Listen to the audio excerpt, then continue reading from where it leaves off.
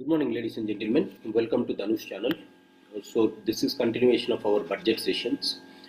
So on 1st of February 2024, 2025, Srimati Nirmala Sitharaman has announced the budget. In that part, I have made 3 videos. This is class number 4, and I will be making subsequent video of class number 5 or 1 more or 2 more videos regarding to this budget.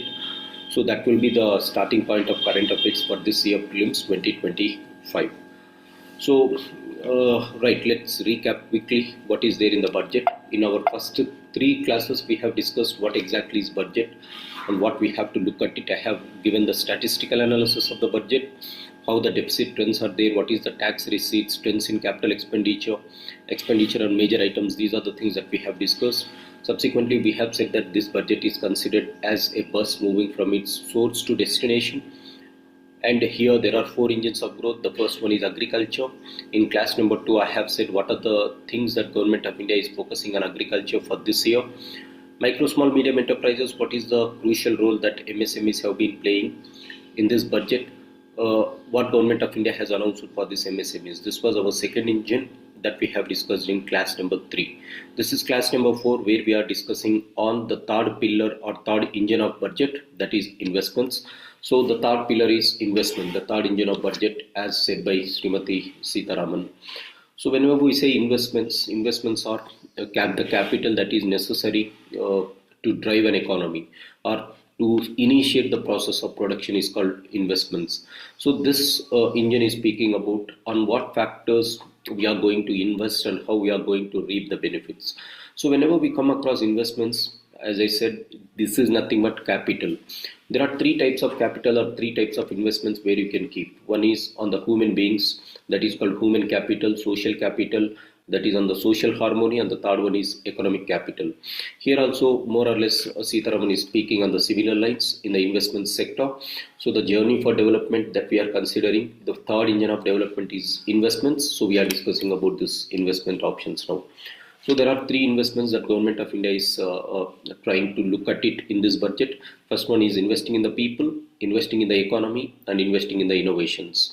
So what type of investment in the people government is looking for this year budget? So they are going to reinvigorate Saksham, Anganwadi and Poshan 2.0. Right. So what is this? Saksham, Anganwadi and Poshan 2.0 programs. This is old program, by the way. This is not a new program. Saksham Anganwadi has been rechristened from the erstwhile integrated child development schemes. Government of India has integrated child development schemes, a very old one which was started by Srimati Indira Gandhi. This government has renamed it as Saksham Anganwadi and Poshan Maha Abhiyan. Poshan means Prime Minister's overarching scheme for holistic nourishment. So earlier we were focusing on removal of hunger. Today we are focusing on the development of nutritional component of children.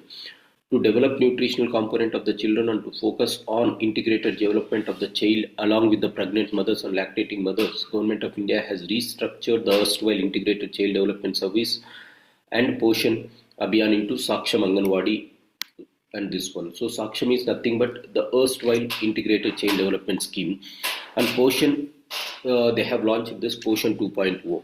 Both are speaking about nutritional development, as simple as this. So nutrition development for whom and how it is focusing on. If you look at Saksham and Poshan, so nutrition support through supplementary nutrition programs will be there. They will be focusing on children of the age group 6 months to 6 years, and they will be focusing on the pregnant and lactating mothers also. This was the erstwhile component of ICDS itself. They are also focusing on adolescent girls in the age group of 14 to 18 years, particularly in the aspirational districts program or aspirational districts and northeastern region, because these are the areas which are very backward in the country, and the girl child belonging to these communities or to belonging to these regions, they are less advanced in terms of their health. As a result, Government of India is trying to focus on these parameters at present. Next one that Government of India is looking at is early childhood care and education for all the children between 3 to 6 years, and early simulation between 0 to 3 years. This is about the children, that is about adolescent girls. The third one is about pregnant and lactating mothers, and then all these are coordinated with the so-called Anganwadis in the country. So they wanted to upgrade the infrastructure in Anganwadis. So that is called upgraded Saksham Anganwadi. So this is what Government of India is trying to reinitiate this process. So ICDS, Poshan Abhiyan scheme for adolescent girls and National Crush scheme. These are the things which is a part of Saksham Anganwadi and Poshan 2.0, which was started earlier itself, as I have been saying. But in this budget, what they have said, so they are going to provide more nutritional support under this to 8 crore children and 1 crore pregnant women and lactating mothers. So they are focusing on 1 crore lactating mother and children, and the so-called 8 crore children particularly, right? And they are focusing on 20 lakh adolescent girls in the aspirational districts and northeastern programs. So whatever that supply is required, whatever the money that is required to take care of these vulnerable sections, Government of India is investing in them, and this is a great investment as far as human capital investment is considered. The second thing is to promote the innovation culture, to promote research and development, to develop that scientific temper. Atal Innovation Mission, we know this Atal Innovation Mission is a product of the so-called Niti Aayog. So in the Niti Aayog, you have innovation think tank known as Atal Innovation Mission. So they are developing Atal Tinkering Labs. Atal Tinkering Labs is in the government schools. They will be developing some research and development rooms where interested students can go and take part, something like in the science fair, science exhibitions, these things they can go and show. So what Government of India is doing is they are expanding this Atal Tinkering Labs in almost in all the government schools. So this year they have been in the next 5 years. This year they have set the target that by the next 5 years, 50,000 Atal Tinkering Labs can be established in government schools. And this is the continuation of the existing program. This is not a new program. Again, this is continuing with a new target. For the next 5 years, 50,000 Atal Tinkering Labs. So first one is Poshan Abhiyan for enhancement of nutrition. Second one is to enhance the so-called science and technology innovations, Atal Tinkering Labs. 5 years, 50 lakh tinkering labs will be established. Now the third thing is to promote education, particularly primary healthcare centers as well as secondary school education. What they are doing is to make this digital education to reach to the rural areas. Government of India is starting broadband connectivity to all the government schools, particularly the secondary schools. Secondary schools means somewhere around the class number 6, 7, 8, 9, 10. Normally we call it as secondary schools. So to these schools, they are expanding internet connectivity and to all the primary healthcare centers. That is the tier 3, the bottom tier healthcare centers in the country. They wanted to develop broadband connectivity. So this is as a part of BharatNet project. Earlier we had BharatNet project. What is this BharatNet project? To ensure that every village panchayat in the country has some net access, internet access. They have started this BharatNet project as a part of Digital India mission. That was way back in the year 2014. Now, as a part of it, they wanted to connect it to the schools as well as to the primary healthcare centers so that the students will be getting benefited. Along with that, they wanted to deeply penetrate the telemedicine to the rural areas in the country. This is the third one that they wanted to do. One is Saksham Abhiyan, second one is Atal Tinkering Labs, third one is broadband connectivity to secondary schools and primary healthcare centers, and Saksham Anganwadis and Poshan Abhiyan I just said no. The fourth one is to promote literacy levels, to promote understanding levels of the children. What they have started is they started a new program in this budget, that is Bharatiya Bhasha Pustak Scheme. Bharatiya Bhasha Pustak Scheme. Now, whatever the Bharatiya Bhashas are there, different languages in which the children are studying. So normally they will be English books. They wanted to convert that into Indian regional languages and provide that in a digital platform so that you can access them at any place. So Indian language books for schools and higher education is also being developed. So they will translate the English books into the so-called regional books, and they will be providing for all the higher educations and secondary education children, so that you can understand the subject better. So this is to promote understanding of the subjects much in better. So this is how they are focusing on health development. They are focusing on education development of the humans. The next one that they are focusing is on skill development. We know that in the last year budget was announced on July 2024. In the last year budget itself, for skilling they have taken up 2 programs, and for employment related schemes they have taken 3 programs. So that was last year budget. As a continuation of that budget itself, now what we wanted to establish is we wanted to make at least 5 national centers of excellence for skilling.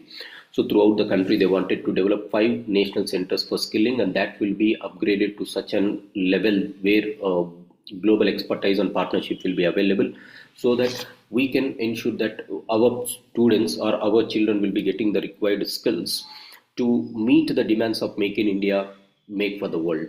So this was the theme that Government of India has been promoting. We have to make for the world, and that we have to make within India. This is called Make in India, Make for the World.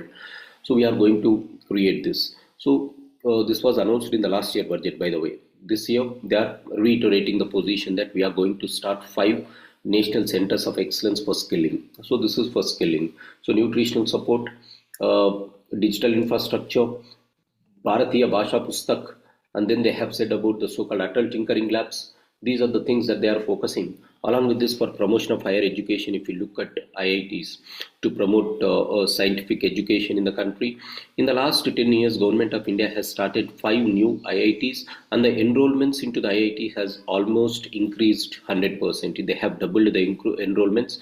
Today there are 23 IITs in the country, and in that compared to last 10 years or before 10 years, the total enrollment has been increased to double. That is, at that time it was 65,000 students who were entering into IITs. Today 1.35 lakh students have access to these IITs, and they have established 5 new IITs. Now what they wanted to do is they wanted to further promote these IITs, and they wanted to develop the capacities, and IIT Patna will be expanded. They are focusing on one Bihar again. IIT Patna, they wanted to expand this. So this is about IITs and higher education. Next one is artificial intelligence is the emerging thing, and how to promote education in this artificial intelligence. So in this year budget or last year budget itself, what Government of India has done is it has started 3 centers of excellence in artificial intelligence.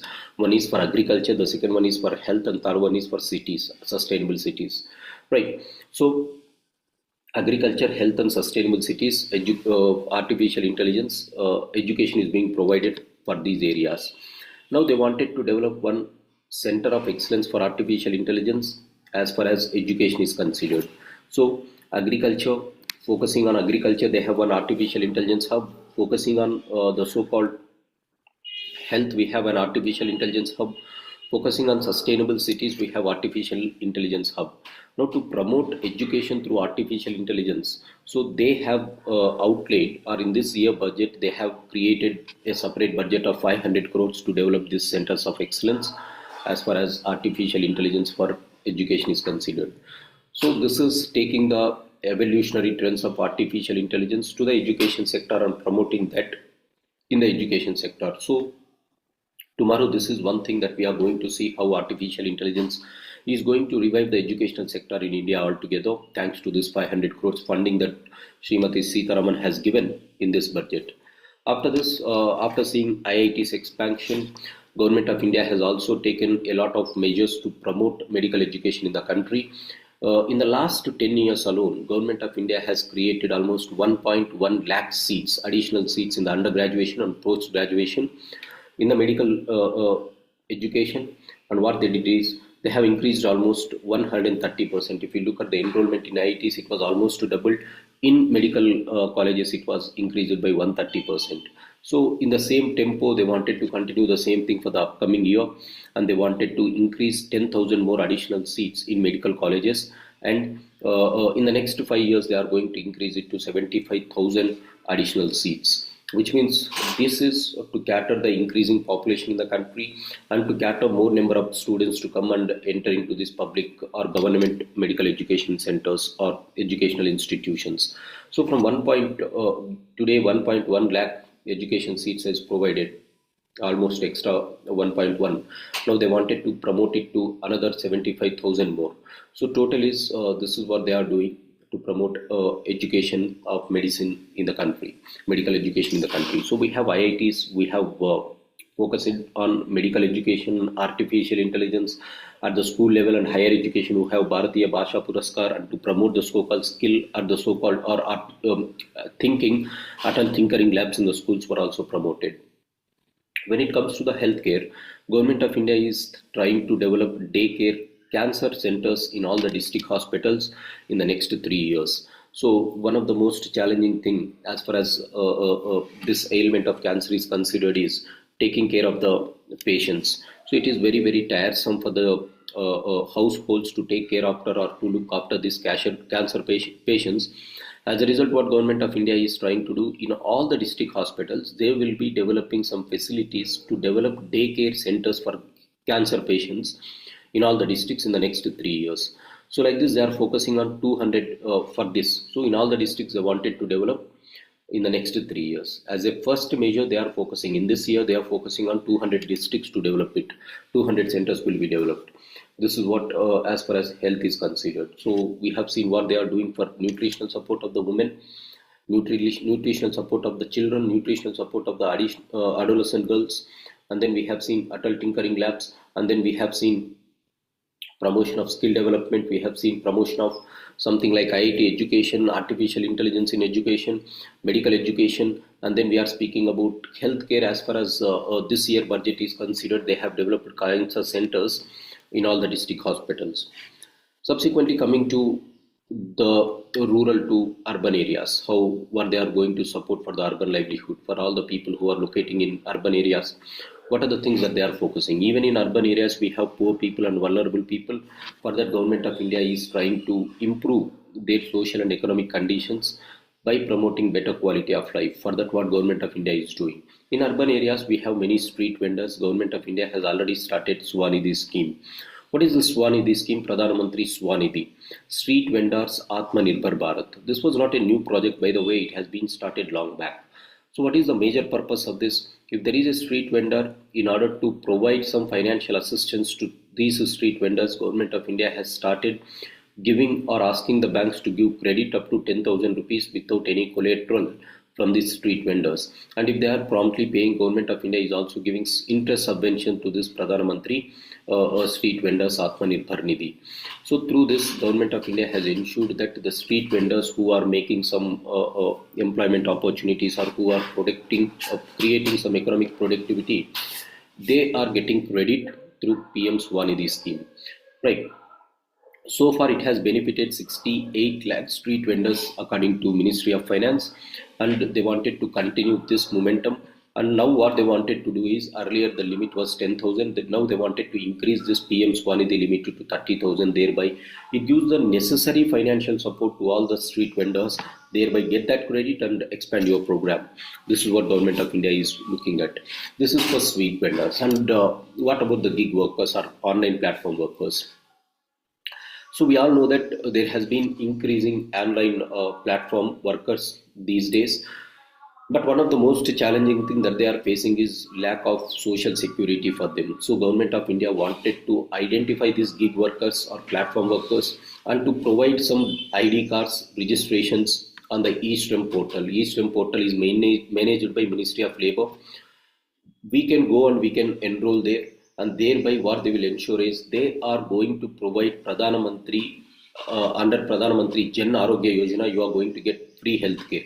So what does this mean? This is like a health insurance for these gig workers, which they are lacking, unlike the formal sectors who enjoy, or formal sector employees who enjoy this. So to assist almost 1 crore gig workers in the country, to give health assistance under Pradhan Mantri Jan Arogya Yojana, Government of India is providing this social security scheme for online platform workers. Last year also there was a substantial thing that Prime Minister Modi has announced as far as the Prime Minister's Ayushman Bharat is considered.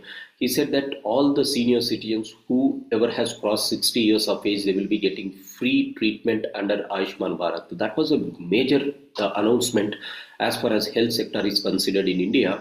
In continuation of that, this is being provided for the so-called social security for platform workers or gig workers. So if someone is a gig worker, we can enroll ourselves in the eSTREM portal and get this access. This is what we have as far as health is considered. This is an urban livelihood support. One is Pradhan Mantri Swanidhi. The second one is online support for platform workers. So this is the first investment in the so-called people. How we have to invest in the people. The first investment is on the people through Saksham Anganwadis and Poshan Abhiyan. Second one is adult tinkering labs. Third one is broadband connectivity to government secondary schools and primary health care centers. Next one that they are doing is Bharatiya Bhasha Pustak scheme. Next one is National Center of Excellence for Skilling. Next they went for expansion of capacities in IITs and Center of Excellence In artificial intelligence for education, already they have 3 things for agriculture, health and sustainable cities. In 2023 they have announced. In the year 2026 budget, with an outlay of 500 crores, they have created it. Expansion of medical education, they are focusing on the expansion of medical education in the country. Last year, from last 10 years, they have been 130% increase. Now they are substantially increasing it. Daycare centers in all the district hospitals. So for cancer patients, they have started this. For urban livelihood, Pradhan Mantri Swanidhi scheme, they have increased the limit to 30,000 rupees, which was earlier 10,000 rupees, by the way. Social security scheme for gig workers was also developed under this scheme in the latest budget. So these are all the support mechanisms for the people. So as we know, right, a country is not just about its soil, it is about our people. That is what Srimati Sitharaman has started in this budget, or stated in this budget. Second one is investing in economy. So once you build this human capital in this budget, what is this budget providing you for economy? The first thing that we observe in economy, as far as investing in economy is considered, is public-private partnership in infrastructure, right? So PPP models has to be re-implemented, reinvigorated, so that they wanted to develop public-private partnership in infrastructure. We all know that infrastructure requires huge capital. Government alone cannot pool that capital. As a result, private participation is required. As a result, what happens when private and public people are joining, public sectors are joining together, they are going to leverage the potential of the two and thereby sustain the progress of the projects at a very higher pace with the high efficiency. So in order to promote that infrastructure and public-private partnership, Government of India is coming up with 3-year pipeline projects. 3-year pipeline projects means the projects which can be completed within a short span of 3 years. They will be focusing on that and they will be going through PPP mode. Now, for this PPP mode, Government of India has to contribute some money. For that, what they are doing is they are going to seek support from IIPDF, Indian Infrastructure Project Development Fund. Indian Infrastructure Project Development is one fund that is available in the country to project infrastructure funding, to promote infrastructure funding. For that, they are going to seek that financial support to PPP projects. So one thing is on infrastructure, we are going to come back or reinvigorate our PPP relationships for 3-year pipeline projects. Second one is infrastructure should be developed even in the states, because say for example, state highways has to be constructed, district roads has to be constructed, rural roads has to be constructed. All these things has to be taken care by the state governments. So in order to promote this, state governments are to ensure that state governments has having required amount of capital for promoting state-led infrastructure schemes. Government of India has proposed 1.5 lakh crore interest-free loans for the states as a capital expenditure. This was again an old scheme. This is not a new scheme. So what Government of India said during the time of COVID-19 budget, they have said that if some states are ready to keep capital expenditure, you can take loans from us. We are granting somewhere around 1.5 lakh crores to all the states, and this will be given with no interest. This is concessional loans with zero interest. I'll be giving you, tomorrow you pay my principal amount, that's it. When you have to pay after 50 years. So this is like federal cooperation or federal system of government, where you are supporting actively for the promotion of development of the states. Only when the states are collaborated and states take part in the development, then only we can ensure that there is Viksit Bharat by 2047. So for that thing, Government of India has created a corpus of 1.5 lakh crores, where the state can borrow here without any interest and repay after 50 years. This is called 50-year interest-free loans being given by the center to the states with an outlay of 1.5 lakh crores. For this, they have allocated this. Next one is asset monetization pipeline. So this is again a old scheme, ladies and gentlemen. Asset monetization pipeline was launched in the budget 2021. So at that time, they said 2021 to 25, this scheme will be there. So in continuation of this, they are continuing this project from 25 to 30 also. So the second plan for 2025 to 30 will also be launched. Now what they wanted to do, they wanted to plow back capital of 10 lakh crores. They wanted to take 10 lakh crores by monetizing the assets of the government. Now what is asset monetization?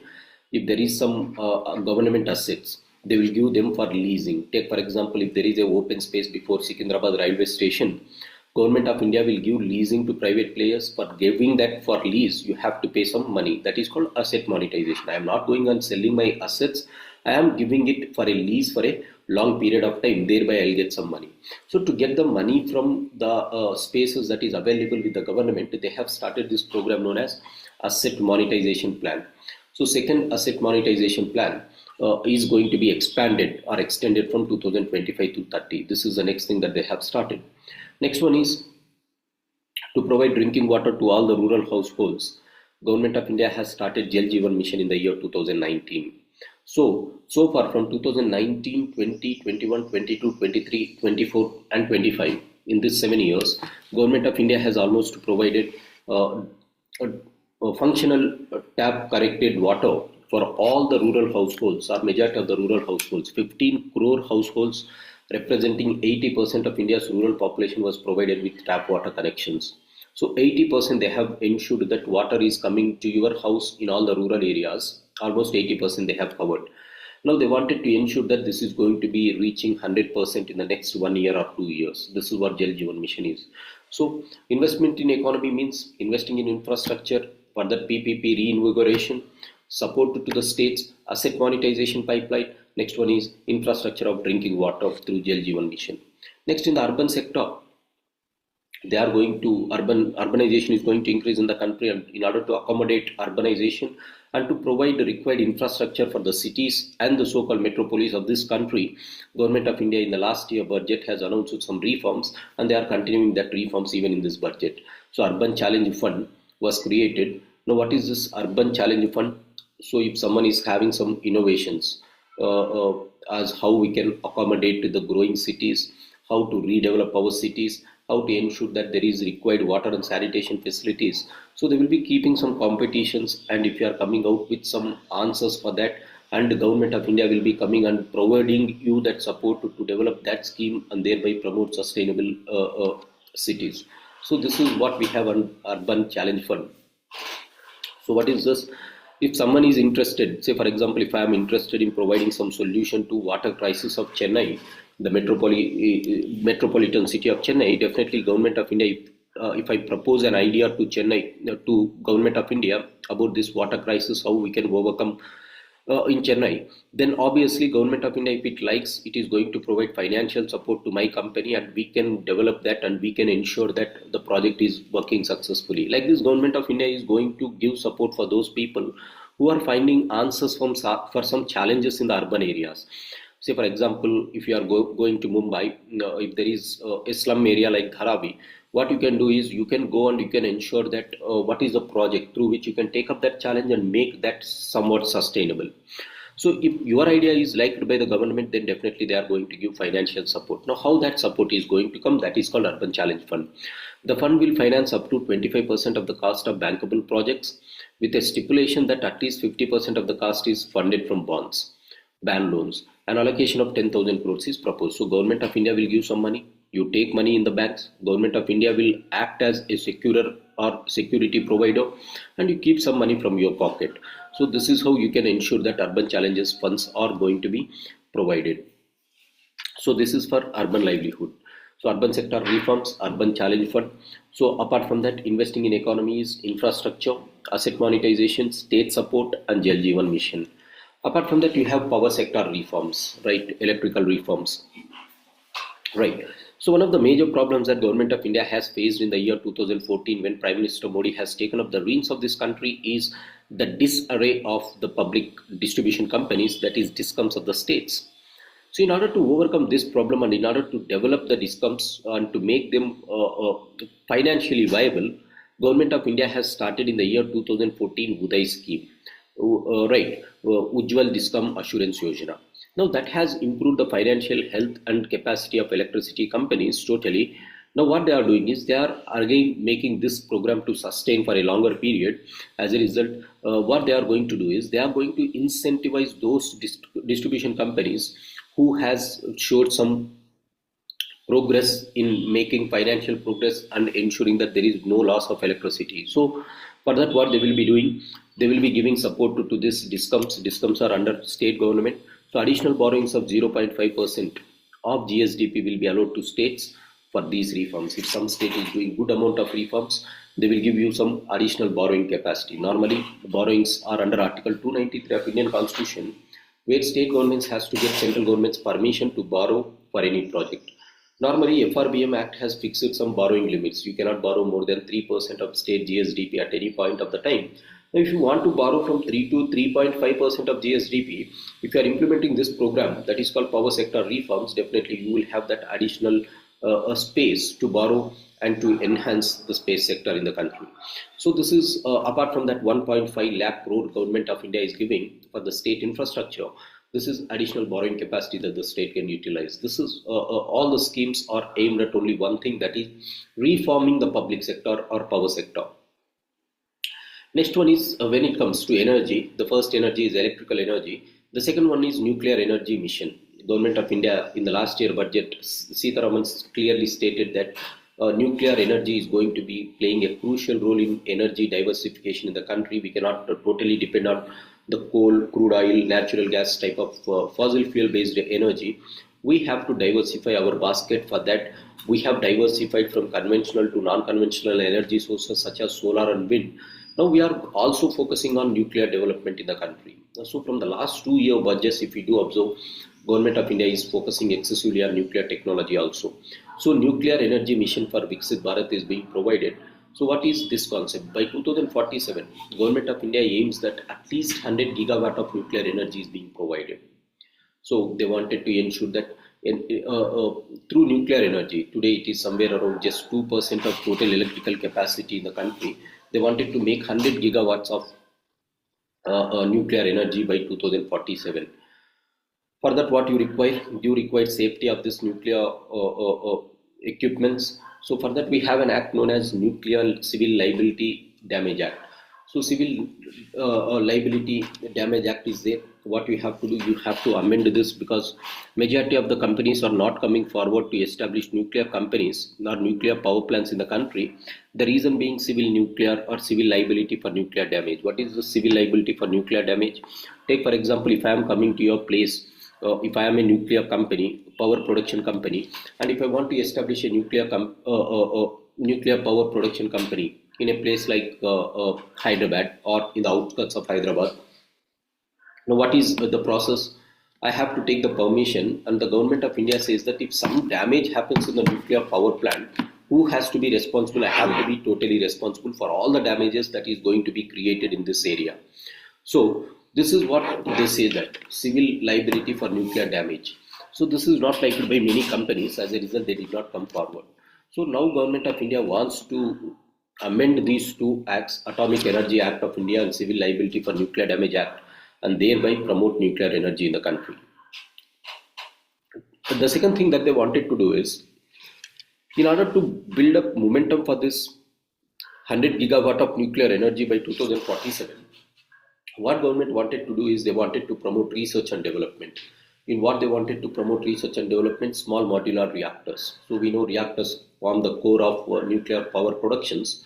So they wanted to develop small nuclear reactors, and for this, to promote it, in this year budget, Government of India has given 20,000 crores, and they wanted to develop 5 indigenously developed small modular reactors. So that will be operationalized by 2033. By 2033, they wanted to operationalize it. So when we come to science and technology, we'll study these things. What is small modular reactors, how they are going to be developed. But in this budget, they have announced this. So this is about energy. One is power sector reforms. The second one is nuclear energy, where they are focusing on 100 gigawatt of nuclear energy by 2047 by amending the existing acts. Subsequently, small modular reactors. Then when you go for shipbuilding, that is called port infrastructure and shipbuilding, right? Government of India is going to provide financial assistance to ensure that whatever the old ships are there, they wanted to get recycled or they wanted to get renovated. So for that, Government of India is going to support for these vessels which are very, very old. So large ships above specific size will be included in infrastructure harmonized masters list. So that is not all necessary. Just remember, for shipbuilding industry, they are giving you some support. As far as maritime development fund is considered, so in order to develop maritime industry, Government of India is now providing a fund of 25,000 crore rupees. Now what it will be doing, it will ensure that they will holistically develop the maritime communities, be it the so-called community development of the fishermen, the development of ports, the development of infrastructure in the coastal areas. So this is a comprehensive coastal area development scheme that is called maritime development. For developing this, you should have some funds. In this year budget, they are allocating 25,000 crore rupees for that, and the rest of the amount will be sustained by the state governments, and they will be sustained by the ports or private sector participation. This is about shipbuilding or ports. Coming to airports, Udan Regional Connectivity Scheme. So we know that Udan was launched in the year 2016 to promote rural area, or to promote air connectivity to unserved areas or underserved areas of the country. So what budget says is, so far 1.5 crore middle class people have got benefited by this, and the scheme has connected 88 new airport destinations and 619 new routes were started. So now what they wanted to do is, they wanted to substantially increase this further in the next 10 years. They wanted to ensure that they wanted to carry 4 crore passengers and connectivity to 120 new destinations. So far 619 routes were started, 88 airports were started. Now they have to focus on 120 new destinations expansion and 4 crore passengers to be expanded in the next 10 years. Right. Now so far we are reaching this to the plain areas. In order to reach to the hilly areas of the country and northeastern districts, which are majorly surrounded with the Himalayas, they wanted to develop some helipads so that movement can be connected through airports. Right, this is what they are doing. Next, in order to promote greenfield airport, in this budget they wanted to ensure that Bihar should have one airport. Further, they provided a brownfield and greenfield airport at Patna. Next one is Western Koshi Canal project in Mithilanchal. Now what is this? This is to ensure that Mithilanchal region of Bihar is a very backward region. So in order to ensure that the farmers in these areas are getting benefited, they wanted to provide some water connectivity to this Mithilanchal region and thereby develop agriculture in that region. For that, you have a project known as a river known as Koshi River there. So they wanted to develop a canal through this Koshi River and give water irrigation supply to this Mithilanchal region from this Koshi River project. So this is called Koshi Canal project. So through this they wanted to develop 50,000 acres of land in Mithilanchal region in Bihar. The next one is mining sector. So mining sector is one of the most important thing. Particularly today we are focusing on minor minerals and most importantly critical minerals. So Government of India is coming out with a policy to develop these critical minerals. We have to look how the policy will be there. And we all know that minerals are three types: major minerals, minor minerals, critical minerals. Major minerals will be under the jurisdiction of the union governments. Minor minerals will be under the jurisdiction of the states. Critical minerals will be under the jurisdiction of the center itself. Now, minor minerals, states have to follow best practices. That is what they are saying, and they are going to come out with a comprehensive policy for critical minerals in this year. We have to wait and watch how it is going to come. Next, Swami Fund 2. Now, what is the Swami? Swami means special window for affordable and mid-income housing. Special window for affordable and mid-income housing. Now, what is this? This is housing infrastructure development. So this is like Indira Gandhi housing scheme, Pradhan Mantri Awas scheme.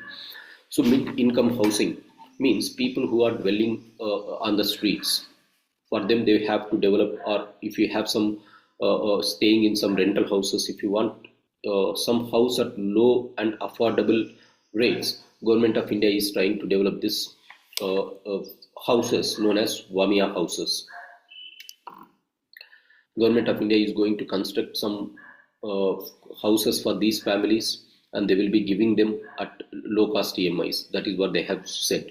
So in this year budget, they wanted to create 15,000 crores for this, and they wanted to construct 1 lakh houses and provide these houses at affordable rates for the middle class people.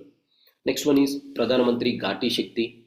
This is for developing the so-called road infrastructure in the country. They wanted to develop through PPPs and private sector. And now they are also focusing on tourism, which is very, very important for our economy. So 50 tourist destinations will be developed. People will be given the training to get employment in this tourism sector, and through this they wanted to ensure that tourism is going to provide employment opportunities, boost the momentum for the country. For this 50,000 to 50 tourist destinations across the country will be developed. The next one is, these are the second things. So the first one is investing in people, the second one is investing in economy, where you have invested in infrastructure, state support infrastructure, asset monetization pipeline, Jal Jeevan mission for water, urban sector reforms, urban challenge fund, power sector reforms, give 0.5% extra a borrowing limit for GSD for the states. Next one is nuclear energy to ensure that energy needs are met. Next is ports, ships is going to get developed, maritime development fund, and airports, Bhutan regional connectivity. They wanted to focus on 120 new destination ports with 5 crore or 4 crore passengers in the next 10 years, and greenfield airport in Bihar, and to develop water facilities for Mithilanchal region. They have come here. So this is about the so-called ports, and this is what about river linking projects. Next one is mining sector. They wanted to come out with a policy for the mining sector. We have to wait and watch. And for promoting housing for middle income countries, middle class people, Swamaya fund was launched, and Pradhan Mantri Gati Shakti Yojana for road development and tourism is going to be focused. All these are investing in economy. So one is investing in people, second one is investing in economy. What is the third thing? Investing in innovation.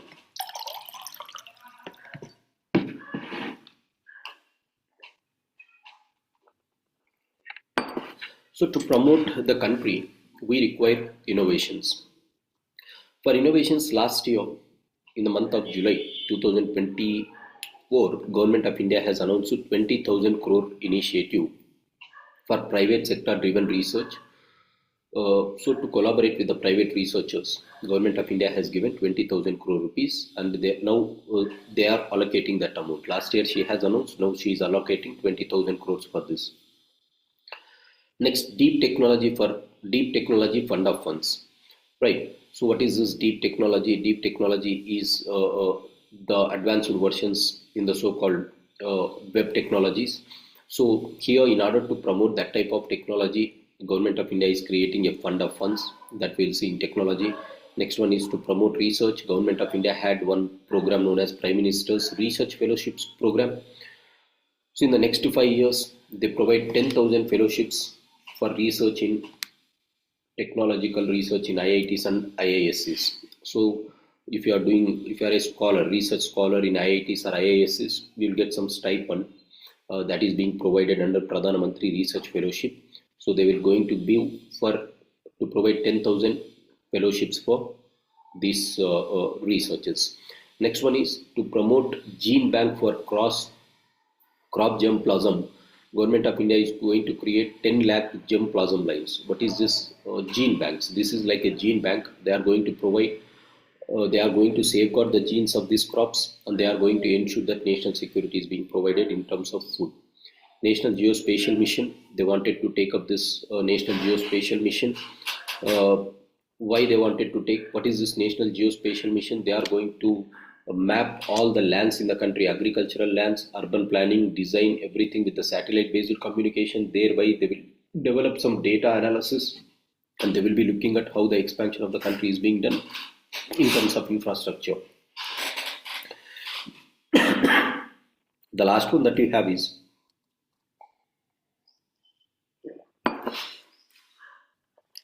to safeguard the traditional knowledge that we have.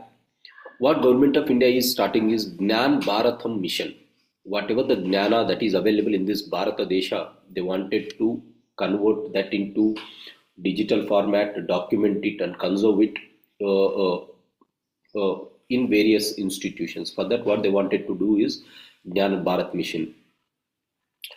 So they will be setting up National Digital Repository for Indian Knowledge Systems. National Digital Repository for Indian Knowledge Systems.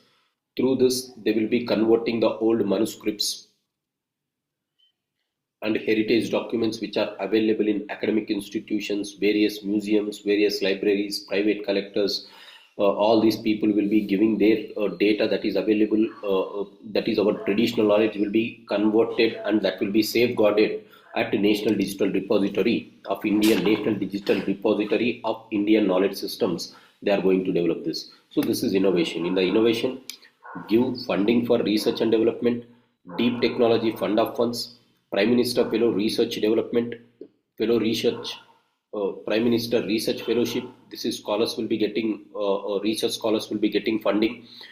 Gene Bank is going to be created, National Geospatial Mission, and the last one is Jnana Bharatam Mission. Jnana Bharatam Mission, Geospatial Mission, Gene Bank, and the first three are research funding.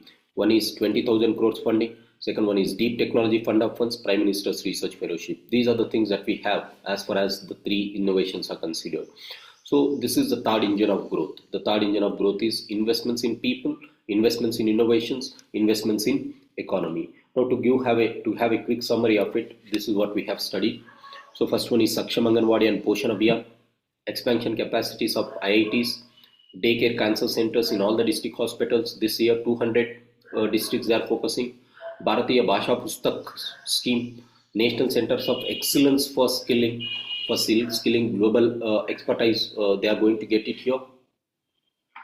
And then Atal Tinkering Labs, 50,000 labs in the next 5 years. Centers of Excellence in Artificial Intelligence for Education with an outlay of 500 crores. Broadband connectivity to schools, secondary schools and primary healthcare centers. Expansion of medical education. 10,000 additional seats will be developed this year with a target of 75,000 seats in the next 5 years. Pradhan Mantri Swanidhi scheme enhanced the limit from 10,000 to 30,000. Welfare of online platform workers called gig workers, thereby they will be getting healthcare under Pradhan Mantri Jan Arogya Yojana. This is about investing in people, investing in economies, state support for infrastructure, right? 50-year interest-free loans, for that 1.5 lakh crores is kept aside. Jal Jeevan Mission is going to be achieved 100%. And this is going to be achieved by 2028. So far 80% was achieved. The program was launched in 2019. So by 2028, 100% functional tap water will be provided to all the rural people. Power sector reforms, extra 0.5% of GSDP in borrowings. Asset monetization pipeline, which was launched in 2021, is going to be continued up to 2030. Thereby they wanted to leverage 10 lakh crore additional money. Next, Urban Challenge Fund. I just said, now if you have answers for some challenges, go answer it, get this support. For that 1 lakh crore is being given by the government or going to get support. Next, as far as infrastructure economy is considered, Maritime Development Fund to develop the coastal communities altogether. They are going to contribute with a corpus of 25,000 crores. Nuclear Energy Mission is going to be launched because we have a target of 100 gigawatts by 2047. For that, we have to amend the Atomic Energy Act and Civil Liability for Nuclear Damages Act. What are these acts? In Science and Technology we'll study. Next, Udaan scheme is going to be launched or expanded. So they wanted to connect 120 new destinations in the next and carry 4 crore passengers. In order to meet the new future needs of Bihar, they have started this Western Koshi Canal project. So look at River Koshi, that is important. Next one is Swamaya Fund. Swamaya Fund is for middle income sections of community. They will be having this funding. Next, tourism-led development is one thing that they are focusing. So these are the things that they are focusing as far as this is considered. And then to promote research, Prime Minister's Research Fellowship is going to be expanded. Gene Bank for crops, Jnana Bharatam Mission, Research and Development and Innovation and National Geospatial Mission. These are the things that we have been given in this budget as far as Engine 3 is considered. So if you look at Engine 3, ladies and gentlemen, this is a theme that we have. Government of India has successfully ensured that all these schemes are being provided, thereby develop the required investments. Investments are going to propel the economy, be it investments in capital investments in human beings, or the so-called infrastructure or in innovation. All these are going to play a very, very crucial role in developing the country. This is the third engine of budget, and this is the most important component of this year budget. So among all the 4 engines, if there is something which is too in-depth, this is the thing. So remember this, because you can write substantial answers in the mains as well as there can be some questions in the prelims of this year. As I said, we are going to make some videos for this year prelims. I will be focusing on current affairs of this year. So I have started this with economic budget, survey and budget. So from this is budget. I will make 2 more videos in the budget. That will be the component of budget for this year prelims as well as for mains. I will be coming out with economic survey. There are 13 chapters in economic survey. I will make 14 to 15 videos regarding to that. So with this, we'll start the current affairs of economics and then we will move to some other components. Right, ladies and gentlemen, if you have any questions, you can please type that questions in the comment box. I'll be going through it and I'll be answering you. Thanks for joining. Have a great day. We'll meet with the next class very soon.